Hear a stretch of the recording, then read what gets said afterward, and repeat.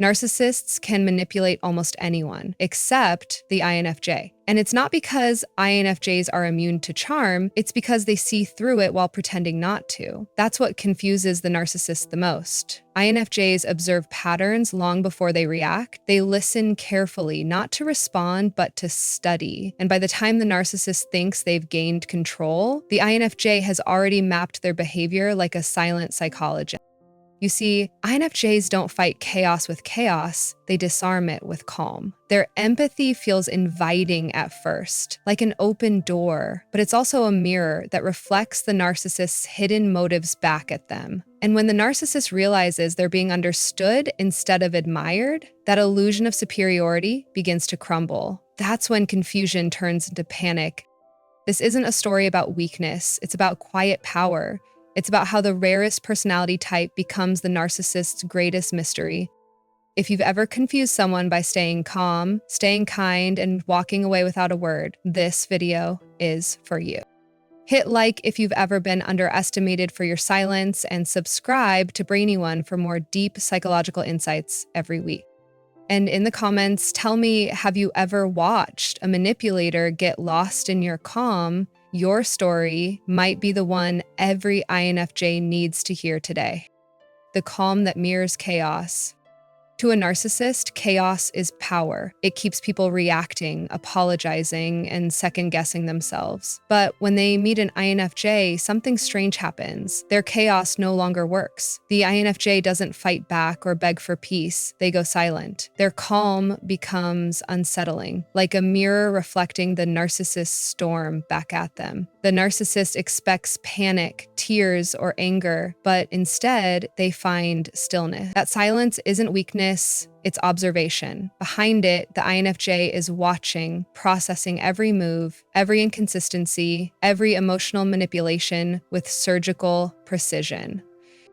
To the narcissist, this calm feels like control slipping through their fingers. They thrive on reaction, and when there's none, they lose direction. The INFJ's composure becomes a psychological maze, a reflection that forces the narcissist to face themselves. They begin to project harder, exaggerate louder, desperate to break through the INFJ's quiet strength. But it only reveals more of their own insecurity. The more noise they create, the more the INFJ withdraws into clarity, leaving the narcissist battling their own shadow.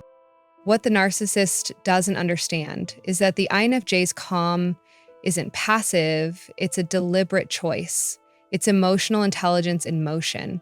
The INFJ knows that reacting only feeds the cycle, that silence cuts deeper than any argument ever could. Their stillness exposes truth in a way words never can. And when the narcissist finally realizes that nothing they say can shake that composure, the illusion of power collapses.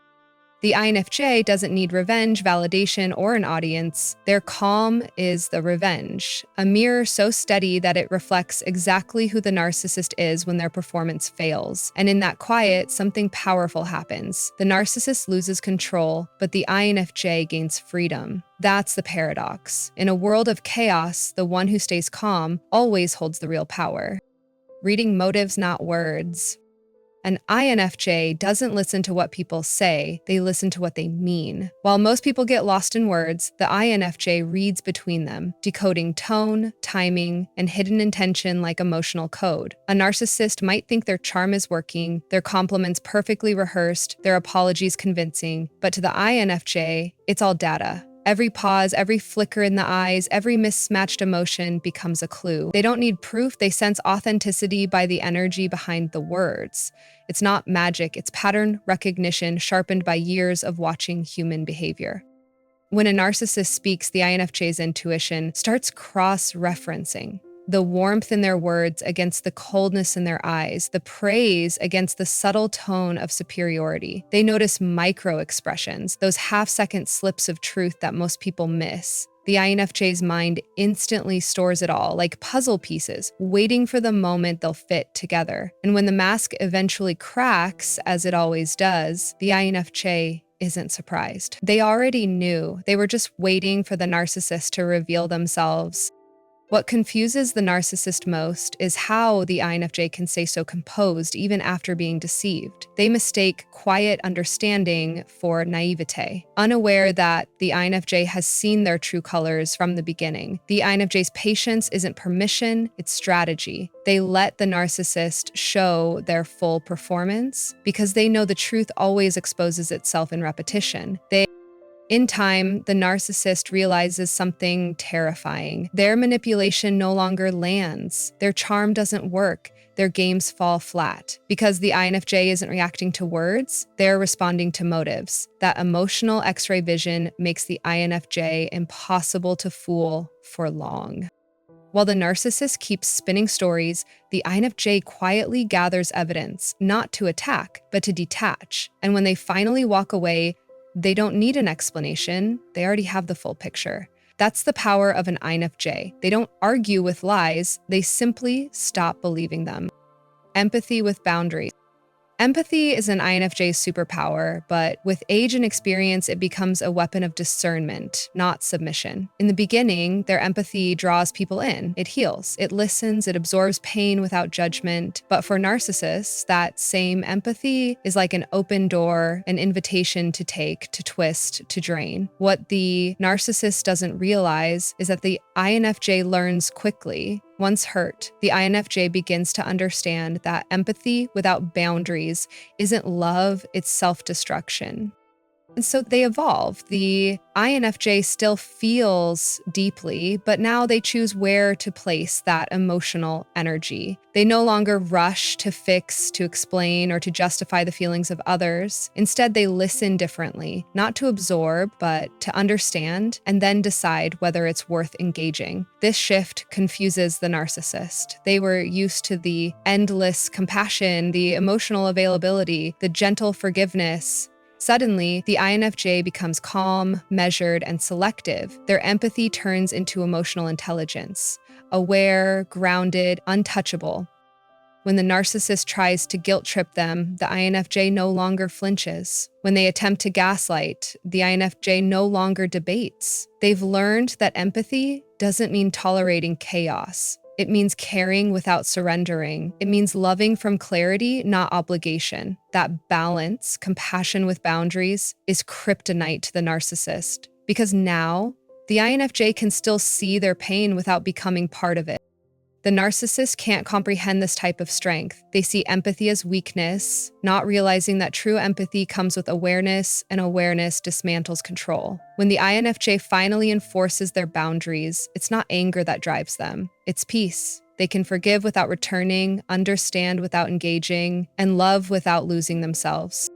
In the end, empathy with boundaries is the INFJ's quiet revolution. It's how they protect their heart while still remaining kind. It's how they turn what was once their vulnerability into their shield. And for the narcissist, that's the most confusing part, realizing that the same gentle heart they once exploited has now become the wall they can never break through again.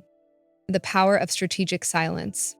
Silence is the INFJ's most misunderstood weapon. To most, it looks like retreat, but to the INFJ, it's a calculated move. When faced with manipulation or chaos, they don't raise their voice, they don't argue endlessly, and they don't play the narcissist's emotional chess game. Instead, they withdraw into quiet, a silence so deliberate that it becomes deafening. It's in that stillness that the real shift happens. The narcissist who thrives on reaction suddenly finds themselves starving for it. Their words, once sharp enough to provoke, now echo into emptiness. And nothing unsettles a narcissist more than being ignored by the person they once controlled through emotion.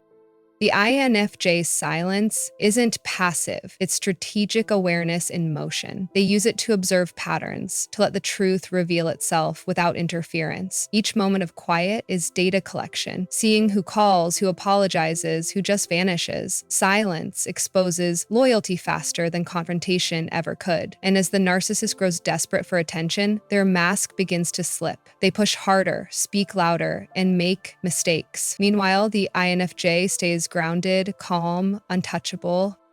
This silence also serves another purpose. It helps the INFJ heal. Words can entangle emotions, but silence untangles them. It allows them to step back from the noise and reconnect with their intuition, their most powerful guide. They realize they don't owe anyone closure, especially not to those who thrived on confusion. Strategic silence becomes a language of self-respect, saying, "I see what you did, and I won't entertain it." To the narcissist, this feels like punishment. They crave attention, whether positive or negative, because it confirms their existence. The INFJ's silence, therefore, feels like annihilation. It strips them of power. It makes their manipulation obsolete. By the time the narcissist understands what's happening, it's too late. The INFJ has already moved on, quietly, peacefully, without a word. That's the paradox of the INFJ's silence. It doesn't scream revenge, it whispers freedom. It's not about proving anything, it's about preserving everything, their peace, their energy, their clarity. And in a world addicted to noise, that kind of silence is the loudest message of all. Unmasking through authenticity. Authenticity is the INFJ's quiet form of rebellion, and it's the very thing that dismantles the narcissist's illusion. While the narcissist thrives on performance, image, and emotional disguise, the INFJ operates on truth. They don't compete for attention or fake emotions to belong, they simply are. That grounded honesty becomes magnetic and dangerous, exposes what the narcissist spends their life trying to hide, the emptiness behind the mask, because authenticity isn't something the narcissist can imitate forever. When an INFJ walks into the room with quiet confidence, no facade, and no agenda, it disorients the narcissist. Their charm feels rehearsed, their stories feel forced, and their energy suddenly seems artificial under the weight of genuine presence. The INFJ doesn't try to expose them directly, they just keep being real. They speak with emotional precision, act with intention, and refuse to join the unspoken games of ego and dominance. That's what breaks the illusion. Authenticity doesn't fight, it reflects. It turns manipulation into static. And when the narcissist senses that their tricks no longer land, panic sets in. They start overperforming, more flattery, more control, more fake humility, anything to reassert dominance. But every act only deepens the contrast between authenticity and artifice. The INFJ sees through it all, not with judgment, but with clarity. They understand that deception comes from fear of being ordinary, of being unloved, of being seen. And that's the cruel irony. The narcissist's greatest fear is exactly what the INFJ offers most naturally: genuine connection. But it can't exist without honesty. So when the INFJ stays authentic, they don't just expose the narcissist, they remind them of what they'll never truly have: depth, transparency, and peace within themselves. In the end, authenticity is the INFJ's light in a world full of shadows. It doesn't attack or defend, it simply shines. It reveals who is real and who is pretending. It separates alignment from illusion without a single confrontation. The narcissist loses power not because the INFJ destroyed them, but because they refuse to stop being real. And that's the ultimate unmasking, when your truth quietly dismantles someone else's deception. Refusing the emotional hook. The INFJ's real power begins when they stop taking the bait. Narcissists thrive on emotional reactions. They're addicted to control through chaos. Every guilt trip, every dramatic argument, every subtle insult is designed to provoke a response. It's their way of confirming, "I still have power over you." But when an INFJ evolves beyond emotional reactivity, the entire game collapses. They stop defending themselves, stop explaining what they meant, and stop trying to fix what was never broken. Instead, they choose silence, composure, and distance, not from coldness, but from mastery. At first, the narcissist doesn't understand. They poke harder, trying to find the old buttons that once worked: anger, empathy, guilt. But the INFJ doesn't bite. Their emotions have been untangled from the narcissist's web. They've learned that peace isn't found in proving a point, it's found in refusing to play. The more the narcissist escalates, the calmer the INFJ becomes. That calmness feels like suffocation to the narcissist. They can't feed off energy that isn't given. It's psychological starvation. What the narcissist mistakes for indifference is actually transformation. The INFJ still feels deeply, but they've learned to feel inwardly, not outwardly. They process emotion in private, not for suppression, but for clarity. They recognize manipulation for what it is, a performance designed to hijack their empathy. And the moment the INFJ sees the pattern clearly, they no longer have to resist. The hook simply disappears. The narcissist will try one last time, often through fake apologies or sudden vulnerability, trying to regain access to the INFJ's compassion. But now, the INFJ responds from wisdom, not guilt. They can understand the pain without getting trapped in it. And that emotional neutrality, not anger, not forgiveness, just detachment, is what breaks the cycle for good. In that moment, the INFJ realizes something profound. Not reacting is a reaction. It's the one that ends the manipulation entirely. The narcissist loses control, but the INFJ regains something greater: their peace, their clarity, their self-respect. That's what refusing the emotional hook really means. No longer needing to prove your worth to someone who only saw it as leverage. Seeing the child behind the mask? What truly confuses a narcissist is when the INFJ stops seeing them as a monster and starts seeing the wounded child underneath. The INFJ's perception cuts through performance and persona like glass. Where others see arrogance, they see fear. Where others hear manipulation, they hear desperation for control. It's not pity, it's understanding. The INFJ realizes that every lie, every mask, every cruel act is a survival mechanism crafted long ago by a child who never felt safe, never felt seen, never felt loved, without conditions. And in that moment of realization, the narcissist loses the upper hand because the INFJ no longer reacts to the illusion. This is the quiet shift that breaks the entire dynamic. The narcissist expects anger, punishment, or surrender, but not compassion grounded in clarity. The INFJ looks at them, not as a threat, but as someone trapped in their own emotional prison. That look, calm, knowing, unshaken, terrifies the narcissist more than confrontation ever could. It's the gaze that says, "I see who you really are, and you can't hide anymore." No amount of charm or rage can mask that truth. The INFJ has already decoded the script, and in doing so, they free themselves from it.